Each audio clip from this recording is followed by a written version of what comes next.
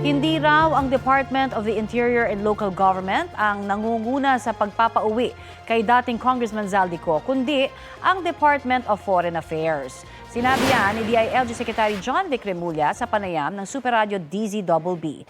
DFA rin daw dapat ang tanungin tungkol sa pakikipag-ugnayan sa International Criminal Police Organization o Interpol para matuntun si Ko. Sagot naman ng DFA, ang pagpapauwi kay Ko ay nangangailangan ng koordinasyon at judicial process, lalo na ang pakikipag-ugnayan sa Interpol. Whole of government approach din anila ang kailangan. Taliwas sa sinabi ni Remulla na DFA lang ang responsable sa pagpapauwi kay Ko.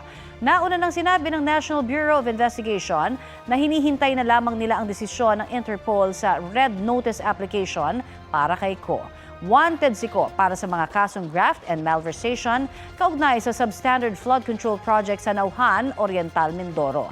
Dati nang itinanggi ni Ko ang mga akusasyon.